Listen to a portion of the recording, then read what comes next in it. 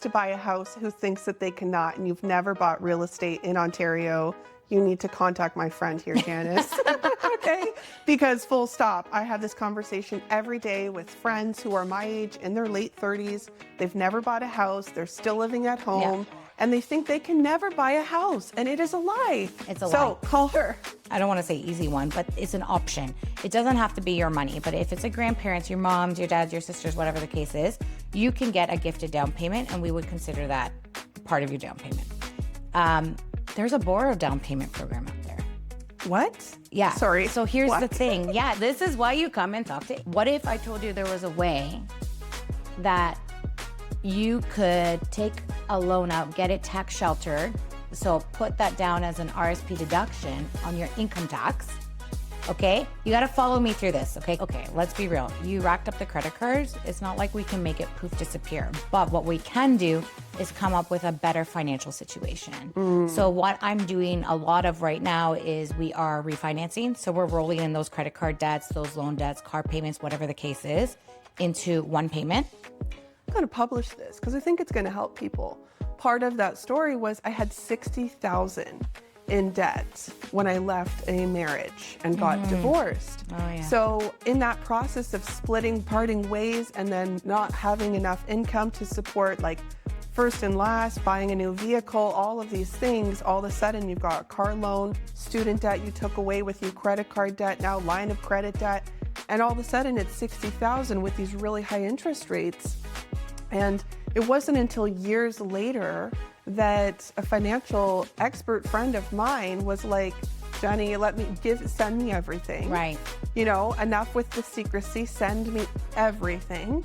And he came back to me a week later and was like, this would take you 52 years to pay down. And that's exactly what I ashamed that comes There with that. is lots of shame. And I'm sure you have clients that have been through bankruptcy. Oh my gosh, of and course. they've been through consumer proposal, or their credit is so bad that they need to do a rebuilding program to build their credit. And so have you had a client who's come out of bankruptcy that then has gone on to buy a house? I've had people who are still in that 7-year bankruptcy and bought a house. Someone has landed in the financial position that they have, and you can't cast any judgment. Absolutely. But I'm telling you now, if you're in your 50s, 60s, 70s, 80s, ageism is a problem, and I'm sorry. However, there are ideas, there are strategies, and there are options for you to execute and act on. There is hope. There is hope. Absolutely. And I'm glad you brought that up. Welcome to the GROWQUIRE Show, where we talk about how to grow and acquire. I'm your host, Jennie Gellatly-Valiulis, and I'm an entrepreneur, real estate investor, and a licensed real estate agent. I've spent the last 15 years in franchising, helping people build and scale businesses. Here on the show, I'll be joined by entrepreneurs and operators of all kinds. If you're ready to think bigger, build smarter, and create more opportunities, you're in the right place. Let's get into it. Hi, everyone. Welcome to the GROWQUIRE Show. My name is Jennie Gellatly-Valiulis, and I am thrilled to have with me today Janice Mejias from DLC Elite Mortgage Group. Hi, everybody. Happy to be here, Jennie. Welcome to the show. Thank you. I'm really pumped that you're here. We have a lot to talk about. You are a leading financial expert based in Oakville, Ontario, but you service really all of Ontario. Is that correct? Yes. Yeah. And you have 20 years of experience dealing with finances, mortgages, and walking people through the most important investment of their life. You know, a mortgage is the largest debt that most people will carry. Just a huge financial decision. So I'm really excited for today's conversation. Let's get into it a little bit. Sure. So why don't you start off with just telling us a little bit about yourself and your business? Sure. I started my career off at CIBC as just a simple teller and kind of worked my way up into management and senior management, then moved into RBC, and then started to realize that was it going to work? Because I became a mom. I have 2 children, 5 and 7. And going to work in a corporate situation, 9 to 5, essentially, sometimes on weekends, it wasn't going to work for my lifestyle. So I wanted to do something that was more of an entrepreneur, self-employed. And my expertise in the financial industry was always mortgages and lending. So I had a vast knowledge in that. So I jumped into a mortgage specialist role. So now I'm a mortgage agent and I absolutely love it. Yes. You know, people that start off at the bank, like mortgages in themselves and trading mortgages can be a very lucrative opportunity for yourself too. And it's just like real estate. So, you know, the importance of learning about mortgages as a home buyer is kind of step one. But also, like people who are exploring financial opportunities, I'm always telling people, like, you should look at trading real estate and trading mortgages too. And once you break out from banks and go into brokerages as well, that can be great opportunities for people to build wealth for their families. Yeah, absolutely. You know, like I work my business a little bit different. So I know like we always put am I an expert on mortgages? Yeah, I know a lot. There's always something new though. So new things come left, right, and center. So it's my job to make sure that I keep informed. But for me, the mortgage part is just like a small part. I'm all about like educating and empowering my clients. And I think that comes from my financial background. We were never, the branches that I ran or the clients that I had were never kind of like a quote unquote one and done. Like, oh, you came in for a bank account, off you go. You came in for a mortgage, off you go. I looked at them as like more of a holistic picture. And I think that's what drives my success, because even though I'm just doing the mortgages, that financial knowledge of me now referring to my COIs or referring to people that I know can help them later on is kind of where I really differ from other agents. My clients are very important to me, extremely important to me. So you're not like that one and done, that financial knowledge. I can't stop it. Like I'm gonna do your refinance and then I'm gonna talk to you about a savings plan, but can I facilitate it? No, but I know someone who can. I'm going to dig in a little deeper based on the call that we had this week leading into today's episode. I think this is a perfect opportunity to segue into your story a little more. Sure. Because there's always a reason why it matters so much to you. And I want to go below the surface. Yeah, let's do it. And, you know, you shared your family's story. So I'll turn it over to you. Why don't you share a little bit of like your family's story, coming here, and really how you guys got started, where you grew up in Canada and where you live now. Yeah, no, absolutely. So my mom and dad were not born in Canada. My dad came here to Canada from Chile, and my mom is from Peru. And they always remind me they came here with $10 in their pocket, $10 in their pocket, and they made it work. They were extremely hard workers. Like I remember being really young, and understanding it now today, but not understanding it then, was my mom would literally work overnight, bring us to school, pick us up after school, and she would be, God love her, she would be miserable, because who isn't when you're sleeping like 3-4 hours a day? Yes. And then I would come home, and then my dad would be like, okay, love you guys, got to go to work. And my dad was working like 3-4 jobs. Just to kind of start a life in Canada. It was just a different time back then. The government assistance, like all that stuff, whether it was available or not, it wasn't very accessible, to say the least. And if it was accessible, it wasn't known. Like when my parents came here, they were truly like making it work. Like we make it work as moms, but my parents made it work. Like I never felt like we didn't have enough. I never felt like less of, ever. Like if my friends were doing dance class, well, that's fine, because I was dancing in the kitchen with my big sister and it was not a big deal, because I never felt like I didn't have enough. So having that mentality of not almost like being a victim in life, like you make it work, is kind of what I live by. Let's be honest, like I've had my ups and downs in life. Like it has not been an easy road, but it's not been a horrible road. But I think that's mostly due to my mindset and how I was raised. Like they really, truly made it work. And now they live like in a beautiful home in Mississauga. I have 2 sisters, 1 brother, all professionals. And like they did a pretty damn good job. They did an amazing job. Yes. And lots of tears along the way and lots of hard work. But when people like, I came to Canada for a good life, like for a different life, they are truly like textbook. Example. Like they did everything plus more. And I could talk about them for hours. Like my dad was true empowerment. Like I have a little brother, but there's an 11-year age gap. So for a long time, it was me and my older sister.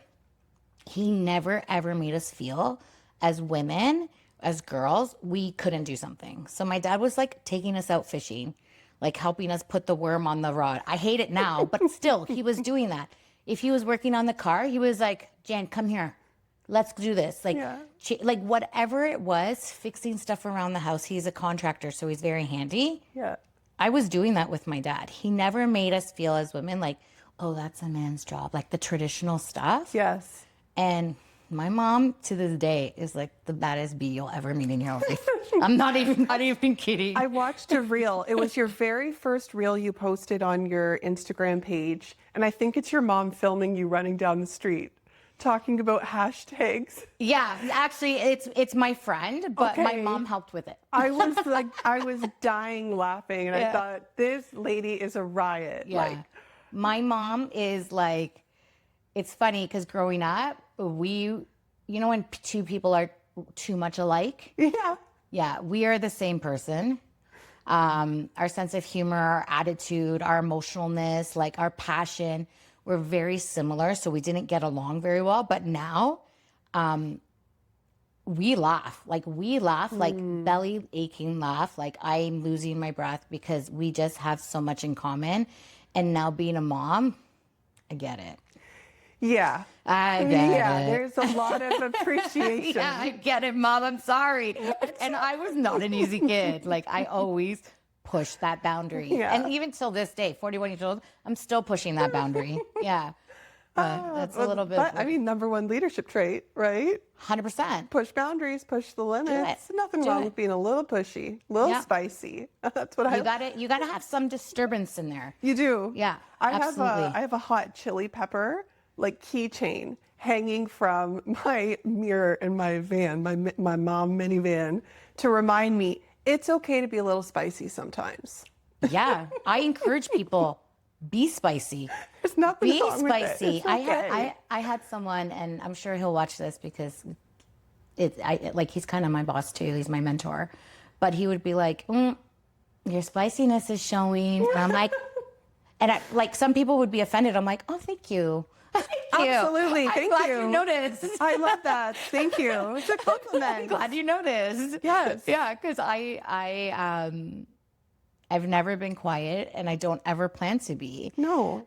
I do speak with purpose. I'm not like one of those people who I want to be heard. I want to be heard when I have a purpose. Yes. Yeah, 100%.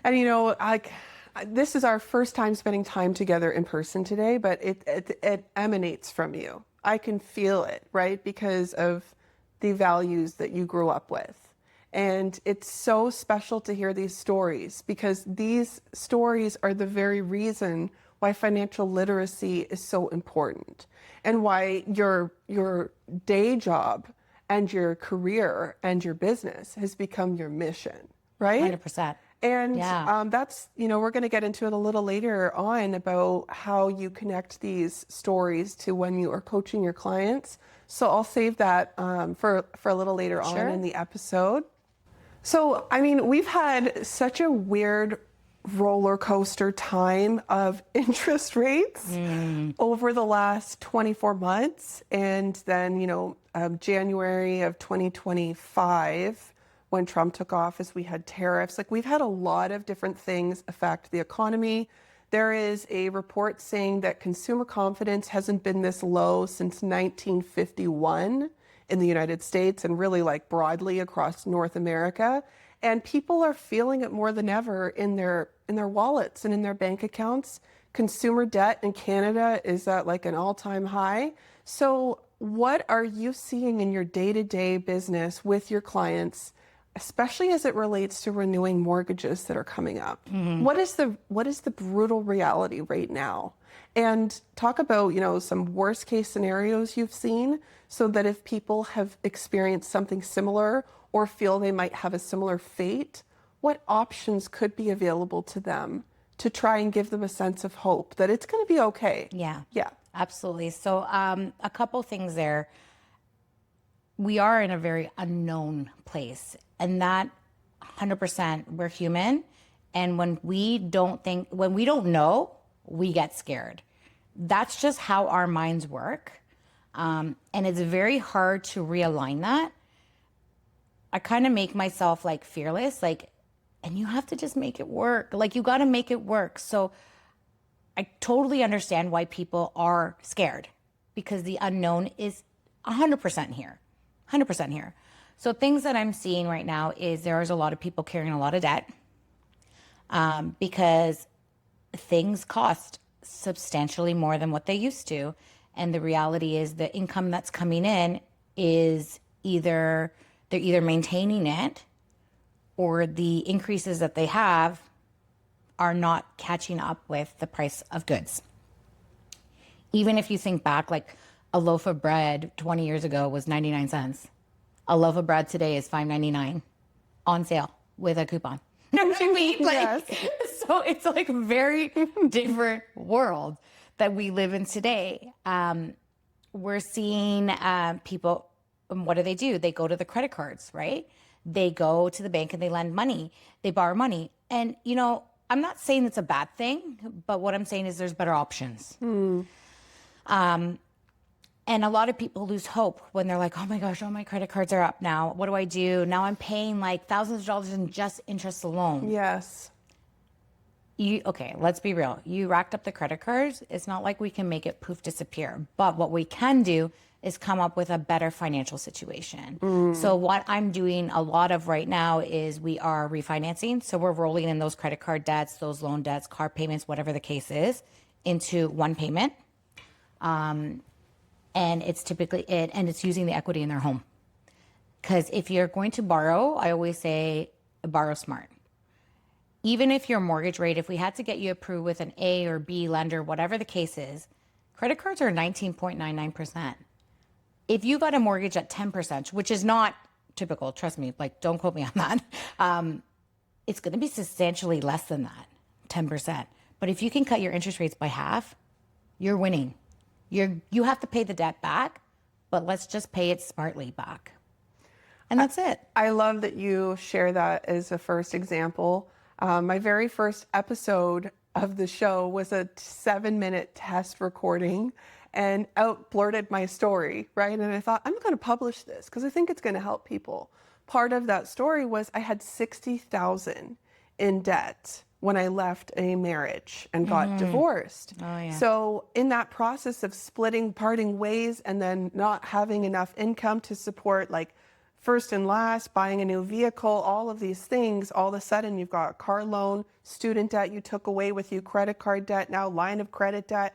And all of a sudden it's $60,000 with these really high interest rates.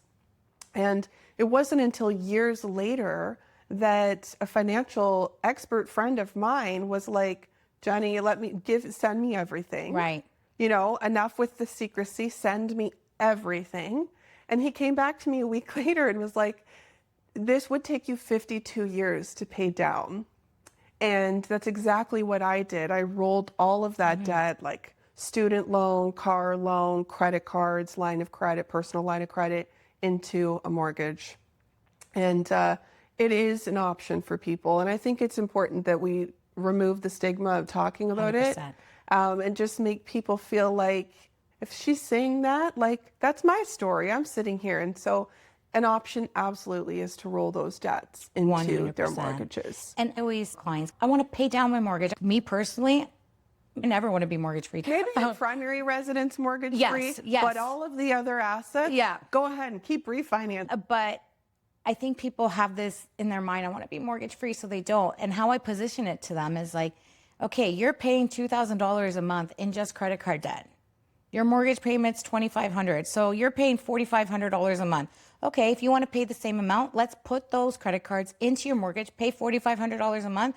You're going to pay down your mortgage faster than you could ever believe. Because you're now taking your debt from a 20% interest rate to a single-digit interest rate. Yes. Your payments are going now more to principal versus interest. Yes. Your credit, Your credit card companies have enough money. Don't give them any more. Like, you're giving them too much money. Pay them off and have your money work harder for you. Yes. The amount going out will be the same, but have it work harder for you. And it will only be the same if you want it to be. Typically, when we do refinances, your monthly payments, your minimum obligation is significantly less. We're talking hundreds, maybe thousands less, right? Because we're restructuring it, right? I'm asking my clients, like, you can't do $4,500 a month. What is comfortable for you? $3,000? Okay, let me see if I can make that work. Let me work my magic, extend the amortization, take a look at rates. Let's see what I can do. And if I can come through that 3,000, great. If I can't, maybe it's 32, 33, 3,400. You're still in a better situation. Yes. So that's a great example. Talk about how average families in their mortgage renewals, someone was paying over 2% however many years ago, because most people can't afford to go from a $2,500 a month mortgage to a $5,500, $6,000 a month mortgage. So absolutely, we are in a renewal market right now. There are trillions of dollars of mortgage money that's renewing between now and next year. It is probably one of the highest ones that we've been in a long time. And a lot of people, sadly, what are they doing? What's the best rate that I can get with my current lender? Signing and walking away. And their rate might be very well better than mine, 100%. I'm not going to even debate it. But are they rolling in your debt? Are they decreasing your payment amount? What is important to you? This is the thing, and no shame on the banks. I've worked there. I know how it is. We want to retain your business. They'll do it, right? And if I'm like, okay, your rate's 4.5, and then another bank's going, oh, but I'm going to give you 3.99. This is very intriguing, that 3.999 compared to my rate. But the difference is I'm giving you a full financial look. I'm rolling in your debts. You're telling me payment is scaring you. Payment is keeping you up at night. I'm going to work to make your payment better than this guy and pay off your debt, extend your amortization. Maybe you want to take some money out for savings. Maybe your family's never gone on a trip before and you want to just take your kids out to, who knows, Niagara, or you want to take them to Florida, to Punta Cana, whatever the case is. Clients who are kind of looking at that rate, sometimes it's the right thing. You know what I mean? Like, you're in a great financial situation. I just want the best rate because I don't have any debt. My savings is on plan. Everything's great. My kids are grown, whatever the case is. And that's great. I'm happy for you. Get that rate. I'm never going to tell you if you're in a financial situation to just get a great rate, to say, oh, come with me. I'll do better if I can't. But what I can do is take my holistic approach and say, well, what are we trying to fix here? So if these clients and my clients are trying to they're really feeling the pressure on making minimum payments. They're really feeling the pressure on, oh, their kids are going to university, college next year or in 6 months, whatever the case is. How are they going to afford it? I'm more like, let's find solutions versus giving you a nice shiny rate. I'm going to still work on getting you the best rate for your purpose. I'm not about gouging people. I'm going to give you a fair, great rate. But more importantly, I'm going to let you have ease, peace of mind. Peace of mind is, in my opinion, priceless. So I never lead with rate, and it's only because I want to know what's more important to you. Because typically people, when they have a mortgage, it's they want to pay down their mortgage faster. They want to save money. Sometimes they want to make money. There's another train of thought there. Let's maybe do some equity takeout for that. What's more important? Because mortgages is just one part of your whole financial picture. Absolutely. I totally agree. Yeah. And you're right. It's not just the rate. You can't get hung up on the rate and the payment amount, and rolling in different kinds of debt is something to seriously take into consideration. But also, people don't think of this because they get so caught up in the traditional methods that we're taught about finances and about, buying a house. Ooh, don't take risks. And like you said, I love what you said about I want my equity working for me. You know, I'm in the same camp. I don't need to be mortgage free. I need to have good debt. 100%. Not bad debt. 100%. And I'm okay with having my primary residence paid down, but all of my rental properties, I'm okay to just have mortgages and, you know, keep my loan to value ratios good and keep pulling equity where I can and keep buying more assets. So something that I would say to investors who want, or even, you know, this message is for families that have not bought their first investment property and who want to learn about investing in real estate, building your portfolio, generating wealth for generations to come.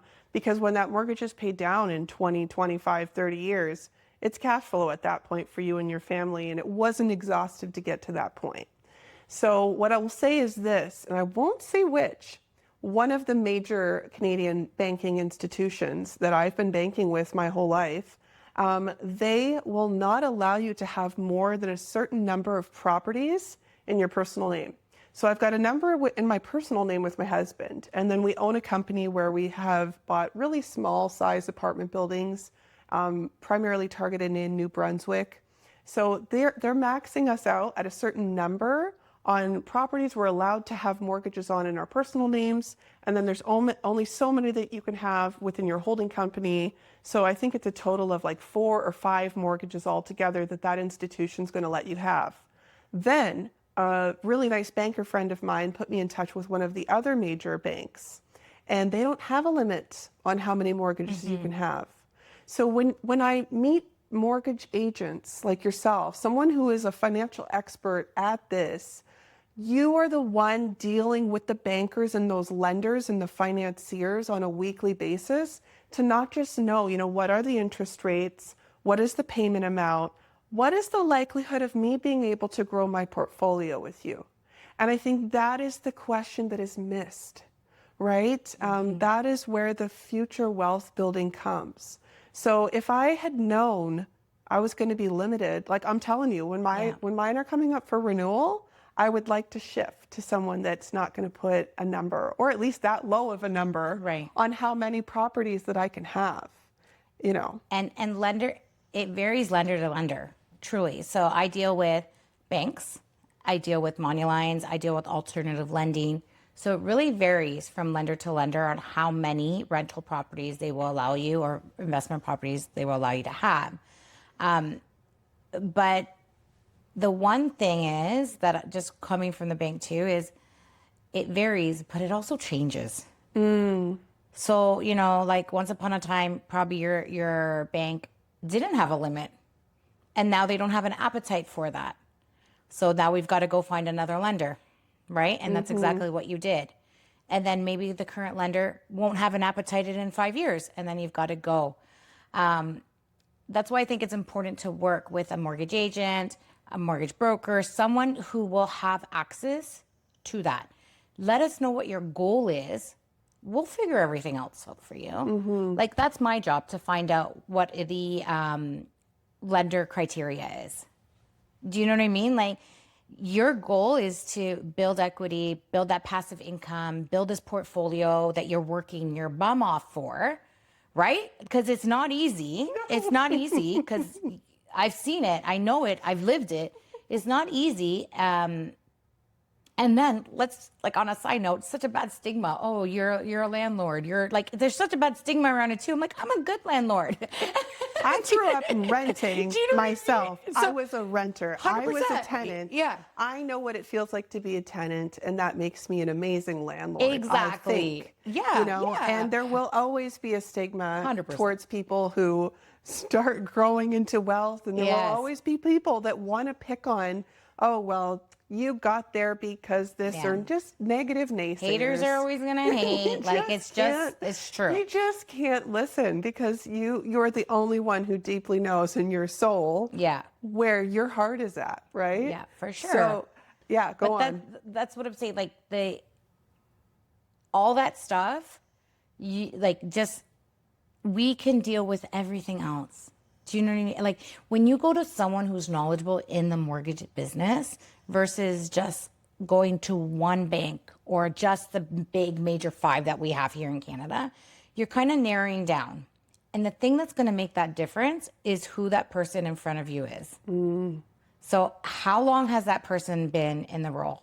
How much do they know about the industry? Because the other thing is, and because I was in leadership in the banks too, and they do a good job, but here's the thing, they have so many things thrown out to them.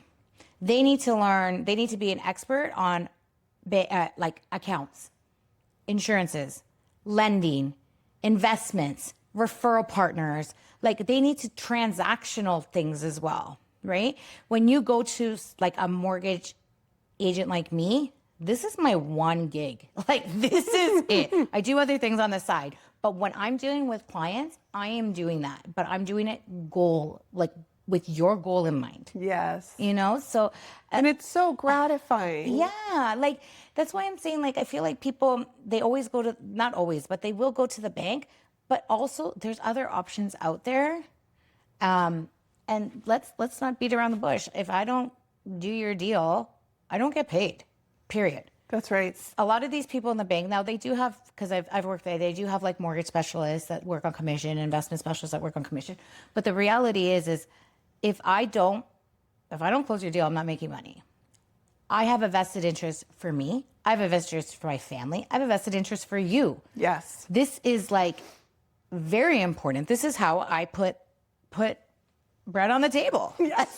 Do you know what I mean? It matters. It matters. Yeah. It's you're not just clocking in, clocking out. And you know, and their paycheck's gonna be the same whether or not, if they're salaried employee, right? Whether you close with them or not. Yeah. You know, so there's differences in it. So let's talk about how people actually go about buying a home, because I think that we can hear sound bites here and there, and we're based in Canada, we're here in Ontario, but I think those sound bites can include, oh, you have to save up 20%. Mm-hmm. What is the truth? No, you don't. So there's rules against it too, right? So anything under 500,000, you just need 5% down, period. That's it.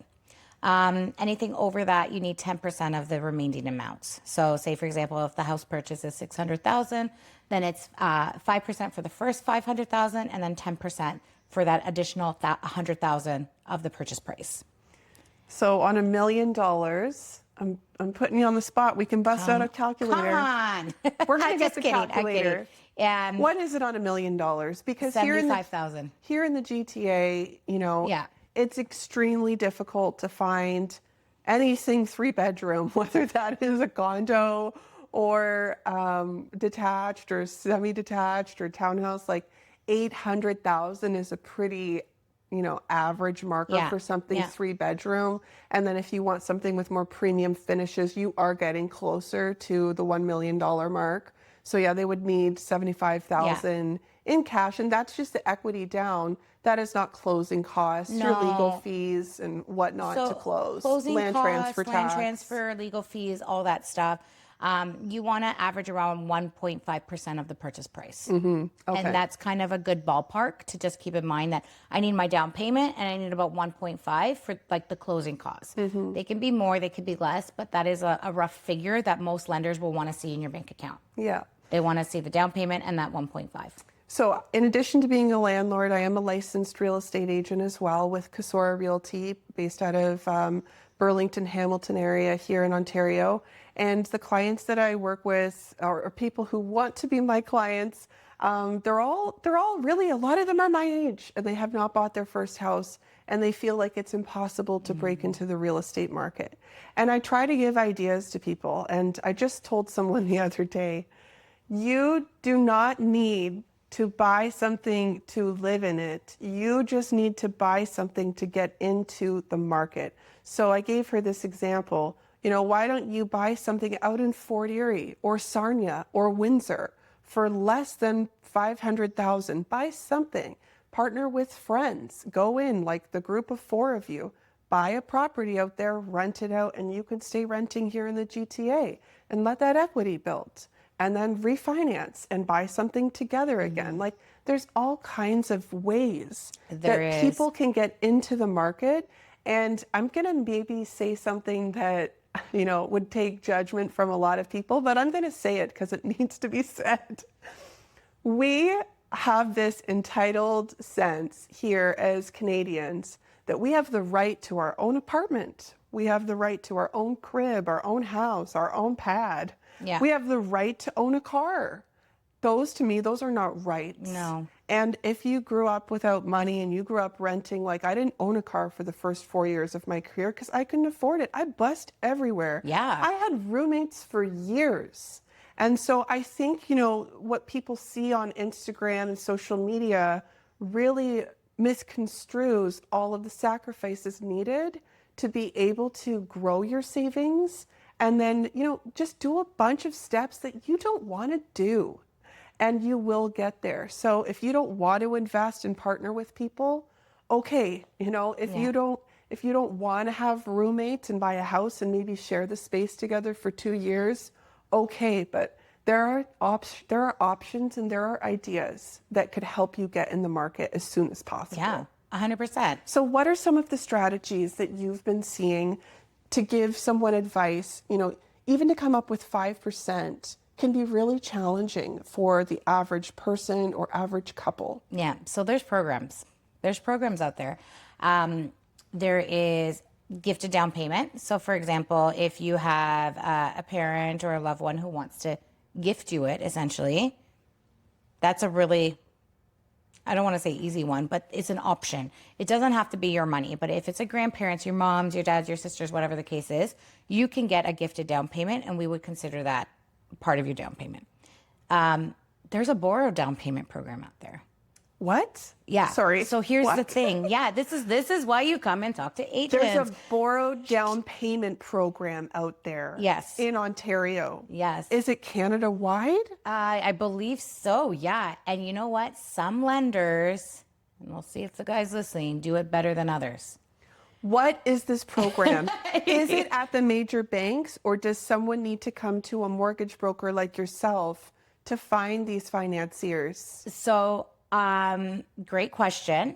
I know of some mostly monolines that I work with during the purchase bar down payments. I usually deal with monolines, but the banks could have it. But here's the thing: this is going to be embarrassing. I worked at the bank for like close to 20 years. If they had it, I never knew about it. Is that not a shocker? That's crazy. And I was in management. Like I taught people, like if they had it, I didn't know about it. This is why I'm talking about the power of going to like someone who specializes in their field can literally get you into a home. Like it could change your life in an instant. I'll tell you how it works. How do you qualify for you're this? excited.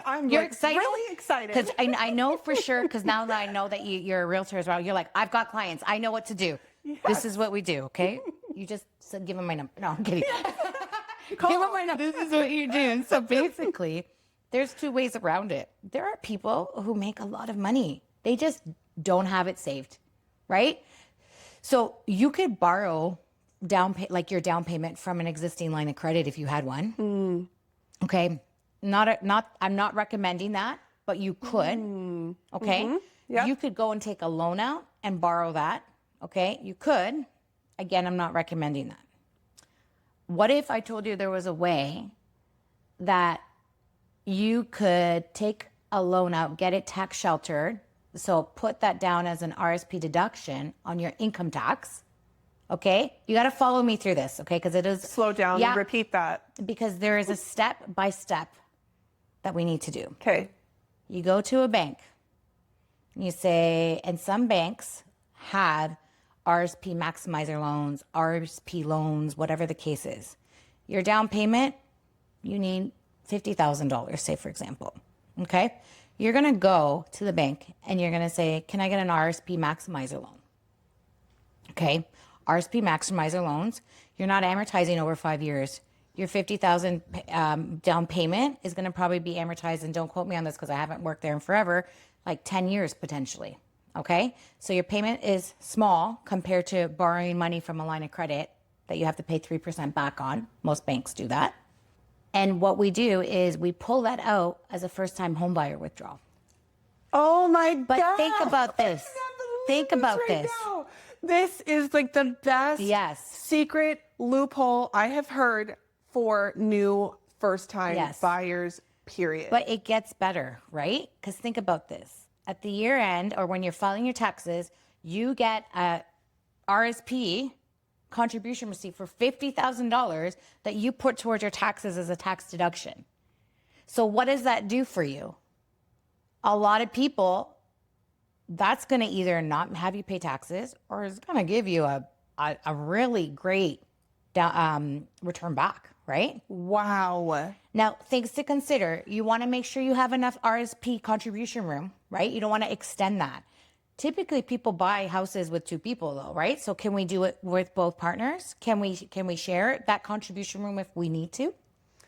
And that refund that you get at tax season could go towards paying down that RSP You just took maximizer it. loan. This is my recommendation to everybody. I had chills. Yeah. I'm so excited Yeah. about this. And as long as that payment of that loan and the new mortgage payment comes in line with the qualifying factors, which we would crunch numbers first. Like, let's not be real. Like, don't go out there and get an RSP loan, because I'm not promising you I can get you a Okay, but mortgage. anybody who wants to buy a house who thinks that they cannot, and you've never bought real estate in Ontario, you need to contact my friend here, Janice. Okay? Because full stop, I have this conversation every day with friends who are my age, in their late 30s. They've never bought a house. They're still living at home, and they think they can never buy a house. And it is a lie. It's a lie. So call her. It's a lie. It is such a great program. And Wow. it's one of those things for first-time home buyers. I literally want to like shout it at them, like not even to them, like at them, like, tell that's now. But some people already listen and some people aren't. So hopefully people are ready to listen. Like, there are ways around it. Like, another big obstacle and another great program that we have too is our Purchase Plus Improvement program. Purchase Plus Improvement Program. So this doesn't have to do with down payments for purchases for first-time home buyers. But for you as a realtor, how many people do you take around a house and they walk in and they go, oh, it's so great, Jenny. I hate the floor. Yes. I hate the kitchen. Yes. This bathroom is from the 70s. Gross. The carpet is stained. I'm going to throw up if I come in here. But they love the location. The bones of the house is amazing. Some people will turn around and tell me if I'm lying or not because the color of the paint. Yeah. Okay, Yeah. I have a program for that. Or the light fixtures. The light fixtures. I have a program for knob and tube. Knob and tube plumbing. Oh. Knob and tube. Like look at you. I know. If any realtor hears knob and tube, you're like, please, like, can you find another agent? I don't want to sell this house because it's a big thing. Yes. It won't get insured, period, right? So we have like lenders have Purchase Plus Improvement. So say, for example, you're showing this young couple who maybe did their RSP loan and now they're ready to buy. Say they go ahead and they see a house and they're like, Jenny, I hate the kitchen. Like, I cannot cook in here. It's disgusting. I hate it. Okay, let's get some contractors to come in, quote it, period. I get 3 quotes. We choose the one that we like and we add it to the mortgage at closing. So say the house is worth $50,000, renovations are $500,000 the purchase price.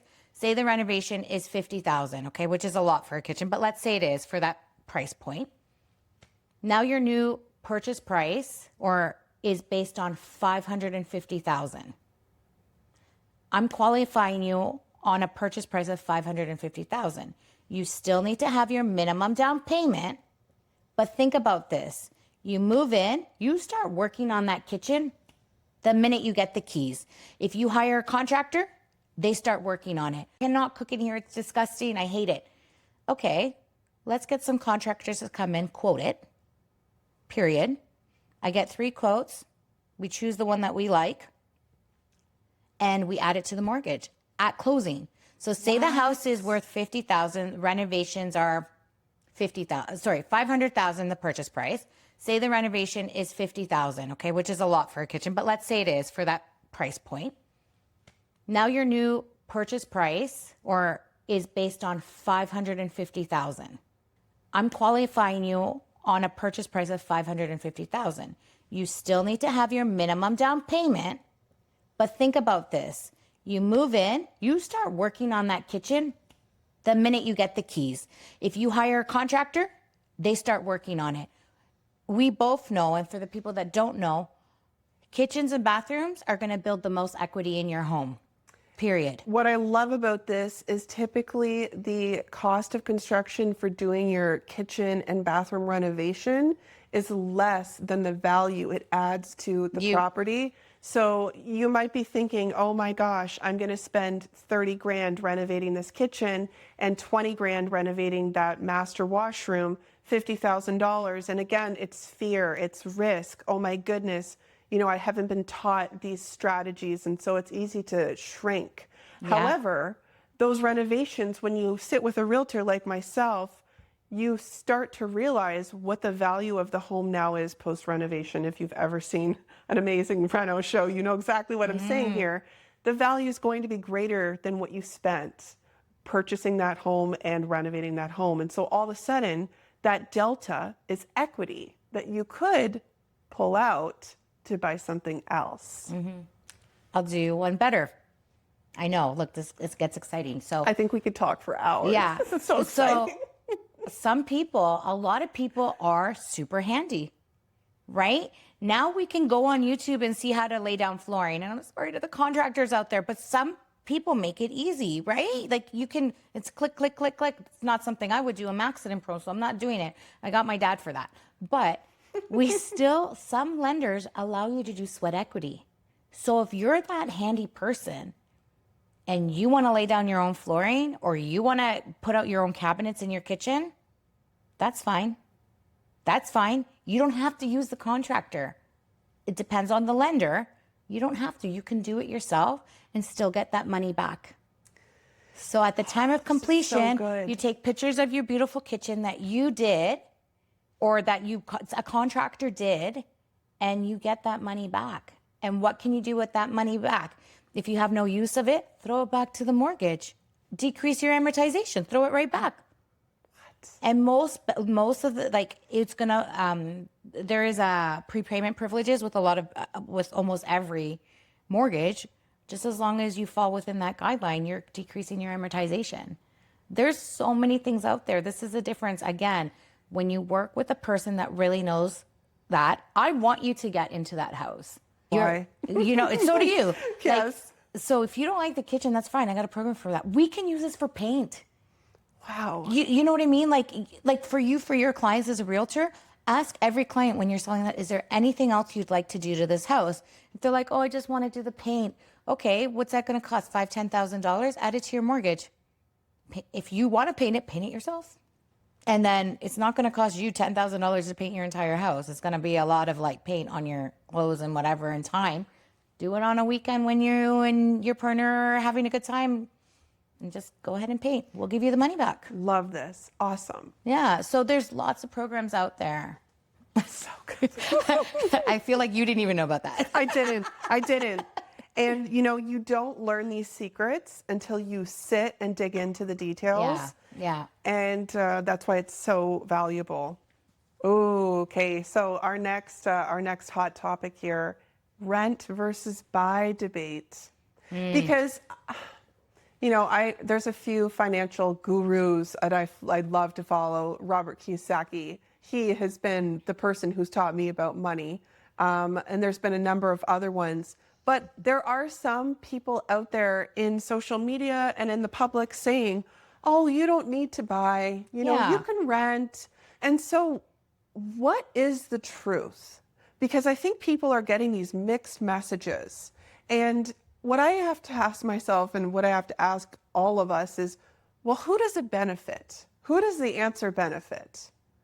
And, you know, I want to debate this here. Yeah. You can tell me if I'm wrong. Maybe I am. I firmly believe it is not to the renter's benefit to stay renting. It's not. Maybe it's for a period of time, a chapter, a season in their life, but what it does to their finances, it's detrimental over 10, 20, 30, 40 years if they've only rented. Mm-hmm. And who's benefiting, right? So I would love to live in a world that is not capitalist. I don't see a better model for us to function, but there's got to be a better way for now, this is reality. Yeah. And there's people who are at the bottom of this power totem pole who are stuck renting their whole life. So what's the answer? Is it rent or is it buy? It's not so black and white. That is the biggest thing. Because maybe you are in a situation you have to rent. Maybe we need to build up your credit. Maybe your employment, the income that's coming in is not going to support a mortgage payment. Maybe you're planning on moving in a year. You know, buying a house and locking in for an entire year might not be the best situation. You might need that equity for moving costs. Who knows? So in my opinion, it's not black and white. It really depends on, again, what is the end goal here? What is the end goal? Do I think you should be renting for a long period of time? No. I agree with you. I think a lot of people look at home ownership as almost like a legacy investment. And there's a pride to it, like I am a homeowner. And to be honest with you, I don't think it's a bad thing. I think that when you do anything that acquires and makes you do sacrifices and makes you uncomfortable, you should be confident and prideful for that. Yes. Because you took a risk that a lot of people aren't. Buying your first home is scary.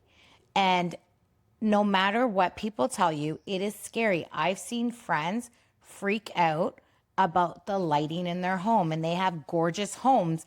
And I don't look at them going, oh, you're going crazy about the lighting. You're scared. Because I know you for years and you're freaking out about a lighting fixture. That's not you. Do you know what I mean? Like, it's just very scary. But in anything in life, like when you overcome a fear, two things are going to happen. You're either going to fail or you're going to succeed. Either one, wouldn't you try? Yes. Do you know what I mean? Like anything in life, like if not, you're sitting there wondering, like, what if I just tried? Like, could my life be different today? And you can apply that to anything in your life. I have like this saying and this motto, like that I live with, like, I will try anything once. Make sure, I have two caveats to go with that. Make sure I'm not hurting myself and make sure I'm not hurting anybody else. Physically, emotionally, spiritually, whatever the case is. If those two don't apply, I'm doing it. I am doing it. Like I am that person that will jump off of a plane as long as I know, like, I'm not going to hurt myself. The person behind me is like legit. I'm going to do it. I'll do it. I've been on stage with artists, like, you know what I mean? And I'll do it. Like, I'm not fearless. So anything that has a risk and that scary gut feeling, like, is it going to be okay? Jump in. It could really be worth it. Yes. Like, it's just going to be worth it. And if you fail, what's the worst thing that's going to happen? You fail, you pick yourself up, and doesn't failure make people resistant anyways? Absolutely. It makes you resilient too. It does. I also think that I love what you're saying. If you don't try things, that is when you hear stories of deep regret. Yeah. As you get older and as you age. And I think as we move into the 60s, 70s, 80s, 90s, you should still be innovating and creating and doing what you want and pursuing your passions. But for a lot of people, they're moving into a reflective stage. Mm-hmm. They're reflecting on their life and they're enjoying what they've built. And in that reflection, sometimes there's deep regret for not trying what they wanted to go after. Yeah. Right? I had the privilege of being a professor for, I want to say about 2 years. It's like I loved that job. I loved that job. So I taught at a college and a pretty big college. And my biggest thing, because I taught leadership and management, entrepreneurship, financial services, organizational behavior. You know, I took what I could get because it was like the biggest obstacle that I've ever overcome. Because the first time I stepped foot at a post-secondary school is as a professor. What? Isn't that insane? So you finished high school and then had no post-secondary and went straight working to the bank? Correct. And then later on in your career journey became a professor? Correct. That's remarkable. And how did that feel? Oh my like God. your first, like, How did that feel your first class or your first week? Like, I was scared. what were the emotions? You were scared. I'll never forget it. Not that can I do this, is how do I work the screen? I'm not even kidding. Okay, like I am not hello, is there an audio visual guy? savvy at all. Like I went to the professor or teacher lounge, the faculty lounge, and I went in there and I was like, hi, it's my first day. Like that person. And they're like, okay, weirdo. And I'm like, it's my first day. Can anyone help me? And I had a friend who was a chair there. And I called her freaking out. Like, how do I turn it on? Like, I just turned on the computer. And fortunately, this one teacher, one professor, she was going on mat leave. She's like, it's my last day here. I'm like, oh my gosh, everything happens for a reason. I'm like, just show me how to turn it on. We laughed about it and off we went. But I digress. What I was going to say is with all these courses, I really believe in empowering people and teaching people. So the one thing I always told my students, and I hope they remember this, is always innovate yourself. And you had said innovate. And I told them, I said, because I promise you, if you don't innovate yourself, the person beside you is going to innovate you and they're going to catch up and surpass you. And that is the truth. That is the truth. If you don't take chances to innovate yourself and transform yourself, you'd be really naive to think that no one else is doing that.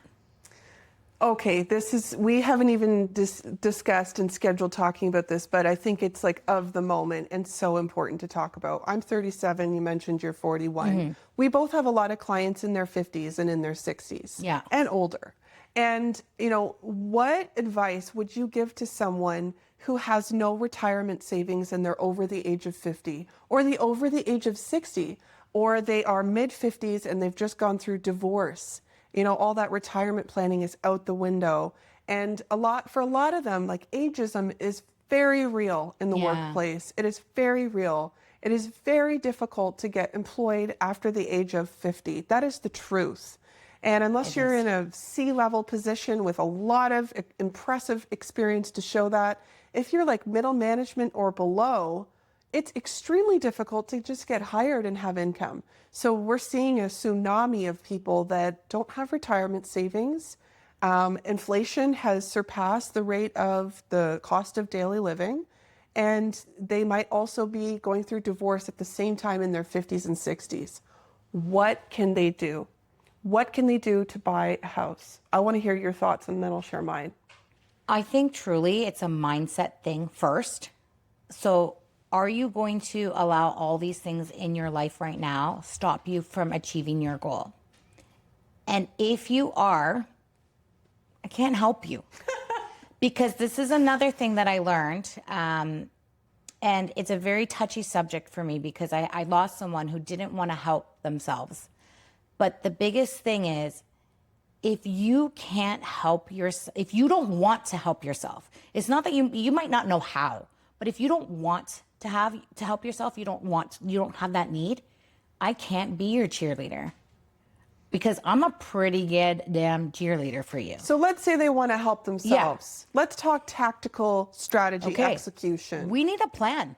I'm coming to you. I've got no retirement savings, or I've split my retirement savings with my ex-wife, my ex-husband, ex-whoever, and I've also split the home. Now, maybe I lost my job too, or I'm unemployed to begin with. Do I rent until I die with that lump sum that I have left? I can't afford to buy a house. Do I qualify on my own? What do I do? Yeah. So depending on how much money we have after that separation, we have a program for that. The biggest thing is, and not to sound like a textbook, knowledge is power. Like, don't let someone, if you go to the bank and they're like, I can't help you, you don't have an income. Thank you very much for your time. Go to someone else. Like, don't stop advocating for yourself. Like, hopefully that will lead you to a road in front of me. And then I can look at your stuff and be like, okay, hold on a second. We have income from the sale of this property. Can we have it generate income? Can we make it work? Like, can we buy a house with this? And we got to think out of the box for people like this. Like, can I do a purchase plus improvement and add a basement unit in the basement so then we can have like a rental income? Now I can't qualify you on that rental income, but once I close the deal, you're gonna have a passive income. Like we've got to think of these things. Like, do you buy a house and get roommates? Like, yeah, so what? You're 50 years old. You have a roommate. Okay, you're cool. Throw a college bash. Like, who cares? Like, you have to make it work. Like, bad things happen to good people. It is what it is. Life changes. It is what it is. Like I'm happy now, but in 10 years down the road, am I going to be like that? If I am, I'm going to pick myself up, just dust my knees off and call it a day, because I'm just not that type of person. And I always tell people, like, you're okay to have a pity party. Like, have your pity party. I've been there. I've been to many of my own pity parties. But you know what's crazy about pity parties, Jenny? You're the only one invited. They're lonely. You're the only one invited. No one else is coming to your pity party. So you can be like a big loser and stay in your pity party for days, months, years, whatever you want, but no one's joining you. So get out of your pity party. We need this wake-up call. It 100%. doesn't matter if you're 20 or if you're 50 or if you're 60. We have this idea that we are entitled to something. You're not entitled to anything. Partner yourself up with like somebody else in your same situation and buy a house with them. And one person lives downstairs. You can't stop making it work for yourself. You will be the only person at your pity party. So hang out there for as long as you want. I don't recommend it for to be too long. Yeah. And absolutely. No one's coming to save you. I love that. Right? The short answer is there are so many strategies. There are so many strategies. You can have roommates. You can buy something that you don't live in, and you can either rent that out to a single family, or you can Airbnb that property and maybe make a lot more cash flow on it, depending on the market, right? You could live in Costa Rica in a tent and have a house here in Ontario that has a mortgage that someone else is paying down for you. You could do what you said and improve the space and put a legal basement suite in there. God forbid if I found myself in a situation like that, because guess what? It happens to successful people too. For sure. People take all kinds of twists and turns in their life. We are taught hard lessons at every stage. So you never know why someone has landed in the financial position that they have, and you can't cast any judgment. Absolutely. But I'm telling you now, if you're in your 50s, 60s, 70s, 80s, ageism is a problem, and I'm sorry. However, there are ideas, there are strategies, and there are options for you to execute and act on. There is hope. There is hope. Absolutely. And I'm glad you brought that up, because there is a really, really negative stigma too on reverse mortgages. And I don't know if you've heard about this. Yes. So a lot of people, carrying debt for them can be very scary, and even if it's in a mortgage. But the reality is some of these don't want to leave their home. So why are we forcing them out? Because the reality is reverse mortgages have a very negative connotation, but the reputation that they have here in Canada is not based on the reputation that reverse mortgages people to take the equity out of their home and live off of that equity in their home. Yes, the interest rate's higher, they don't make payments, but equity in their home is increasing as well, right? Good point. So the programs out there, they do a really good job. And what's most important, again, is for what your parents want. Oh, what's going to be left over for me? Do you know what? Barf. I told my parents flat out, do not leave me a penny. You have worked so hard to help me become the person I am today. Don't leave me a penny. Spend it on anything and everything you want. Go see the world. Period. My parents travel 3-4 times a year. Good. I want to have that life, and they worked hard enough to have it. That pound their time. I'm like, take the equity of your house and enjoy. Yes. Do it. But this is a big epidemic now too, and they're fully capable of taking care of themselves and the property. And even if they're not, take the equity of their house and pay someone to mow their lawn. Let them be. We have a program for that. You know? have a program for everything. I have a program for everything. I'd love. So my next question for you, share as much as you want, but these details matter. What is the biggest personal financial mistake you have made?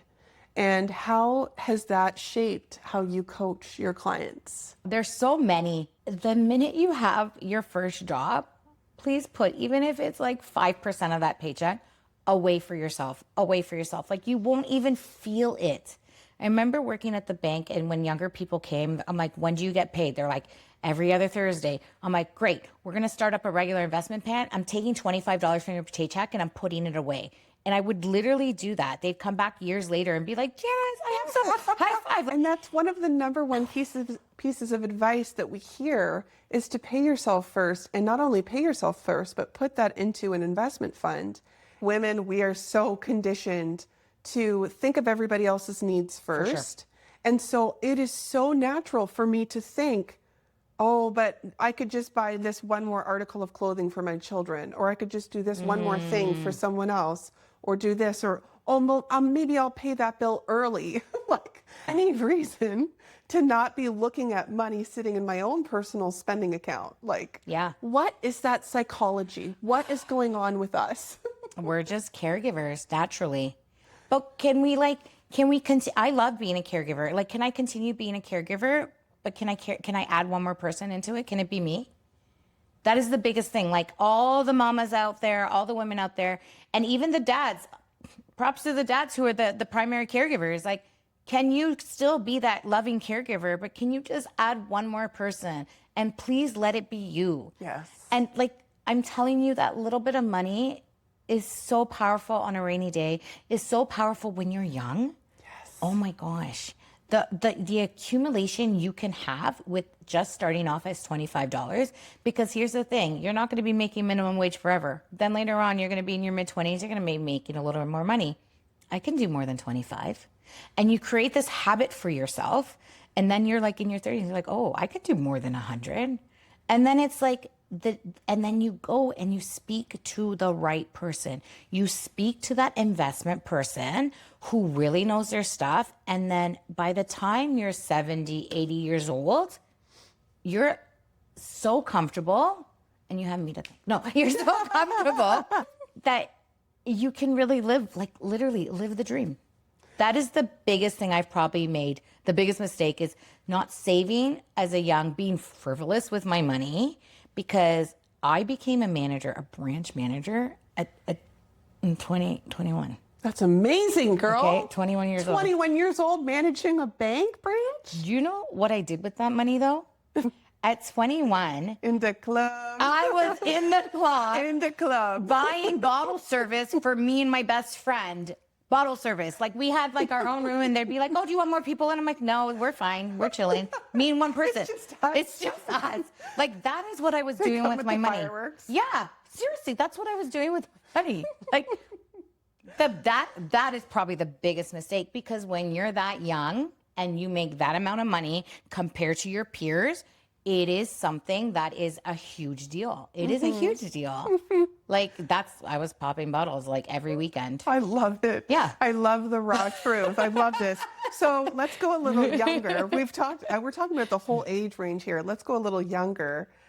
There's a huge gap in our education system related to teaching personal finances and corporate finance strategy to our high school students. I wish someone would hire me for this. So if you had to choose one course to teach a high school curriculum class, what is that financial literacy course? What is the number one most important thing they need to learn first? Oh, I have to pick one. Credit. Yes. Credit. Because in Canada, credit literally makes the world go round. If you don't have a credit bureau, you're not getting the car. You're not getting the house. You're not getting anything. You're not getting anything to like where you can borrow money. So think about it. You need to now save all this money in order to get that. And let's be real. You're going to start saving for $1 million house when you're 16. That's not happening. Right? Like, that's not happening. I say 16 because that's the first time when I got a job at 16, but I'm sure people get them later on now. But you're not saving $1 million to pay cash for a house. You're not. So you need to establish good credit, and you need to really understand that, because you can get your first credit card here in Canada on your own at 18 years old. I always told people, the minute your kid turns 18, send them to the bank and get a credit card. And it's easy for them to get approved because they're student visas, and almost all of them are approved, almost all of them. And if they're not, then the person who did your application probably did it wrong. Really, there are some few exceptions here and there, but they most likely did it wrong. And if that bank declined you, go to another one. Like, advocate for yourself, go to another one. Because when you're that young, it is actually, you need time on your side to build your credit.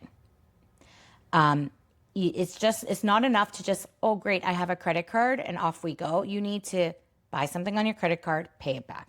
Buy something on your credit card, pay it back. And you have to do this for years in order to get your credit at a good standing. Because you can have good credit within months. But one thing that you're going to lack is credit history. Mm-hmm. So no one's going to give you that mortgage when you have a credit history of 6 months. It's not enough time for the bank, the lender to say, great job. You have a you have credit history of 6 months. I'm giving you a loan for 25 years or 30 years. 6 months, 30 years. This is exactly why people should not just go canceling credit cards that they've had for 5 years because they don't want to stay with that bank anymore. No, stop, drop, and roll, okay? Pay your gas, pay it off. That's right, because that account has been open for a certain period of time, and the length of time that it has been open is directly contributing to how high your credit score is. So you're right. I think that is the perfect answer. And the repercussions if you don't pay your credit back, right? Mm-hmm. The consequences is if you don't pay your credit card. Compound interest. So we're talking, those are just little things like compound interest, late payments, how that affects your credit bureau. I remember having clients like, Janice, is it better for me to go into collections or bankruptcy? I'm like, whoa, none. They're the same. I'm going into collections or doing I love this, was what's better, a bankruptcy or consumer proposal? I'm like, for what? Because if it's in terms of how it affects your credit, it affects it pretty much the same. Yeah. Right? So why don't we see if the credit cards are that bad? This is when I worked at a loan. I was like, can we get a small loan, pay it off, and start reestablishing? Because bankruptcy stays on your file for 7 years. I know. And if you think about what your life was 5 years ago, 3 years ago, 2 years ago, has not a lot changed. Right? Yes. So you're going to want to wait it out for 7 years to reestablish? No. We're going to fix it now and reestablish as we go. Yes. Versus waiting 7 years and then reestablishing. And if you have gone bankrupt, watch my very first guest on my show ever, where I interview my own mother because my parents went bankrupt when I was growing up as a kid. And so that happened to my family, but look where I am now. Yeah. I'm doing great now. And you know what? I was so proud of how brave she was to share her story and be vulnerable. And I told her, if you're comfortable, share the story, because people are in this boat and there's a lot of shame that comes with that. There is lots of shame. And I'm sure you have clients that have been through bankruptcy. Oh my gosh, of and course. they've been through consumer proposal, or their credit is so bad that they need to do a rebuilding program to build their credit. And so have you had a client who's come out of bankruptcy that then has gone on to buy a house? I've had people who are still in that 7-year bankruptcy and bought a house, because for everyone listening, I'm changing my motto. We have a program for that. But what I'm saying is, there are smoother roads. Yes. Right? If you don't have to claim bankruptcy, there are smoother roads. We can still get you into a home, even if it's within that 7 years bankruptcy. Yes. But lenders want to see that you have and there's a program for that. There's a program for that. I love it. It's true. There's alternative lenders. And a lot of people are like, oh, alternative lenders.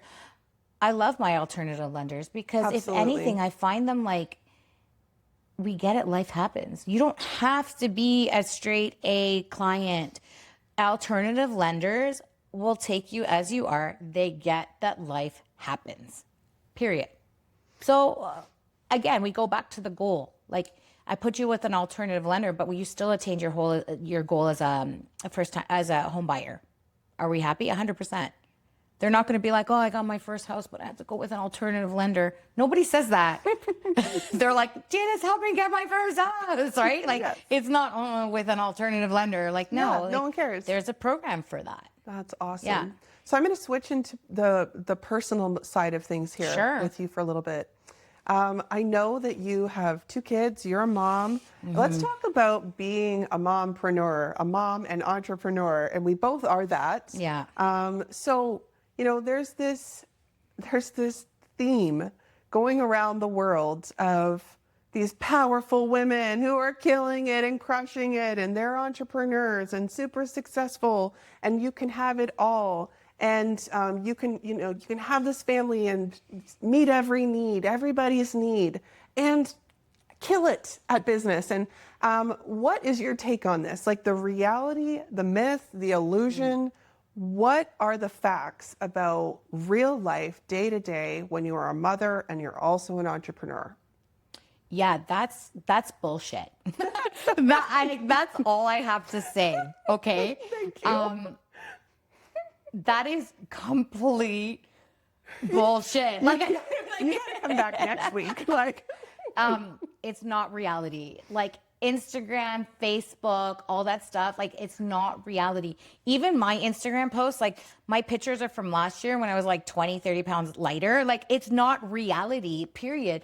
But I use those photos because I don't have time to go get my photo shoot done. Like and I who don't. cares? And who really cares? Who really The cares? information is what's important. Like I'm not Yes. getting clients because I have great hair, and I know I have great hair. Like I'm not getting clients because of that.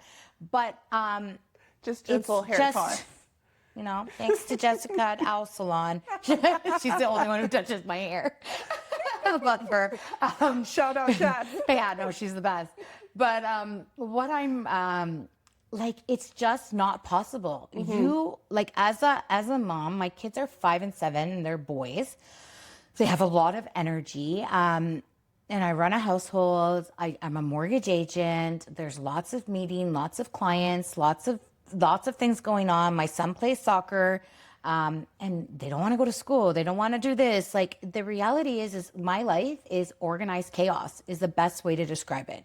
And I think a lot of these moms live on organized chaos. Like, you know, sometimes it's like 2:00 in the afternoon. I got to pick up my kids. 3:15, I got to be out the door. And I'm like, did I shower today? Hold on. And sometimes, Jenny, I don't know. I don't know if I did. And that's just my life. But I love it.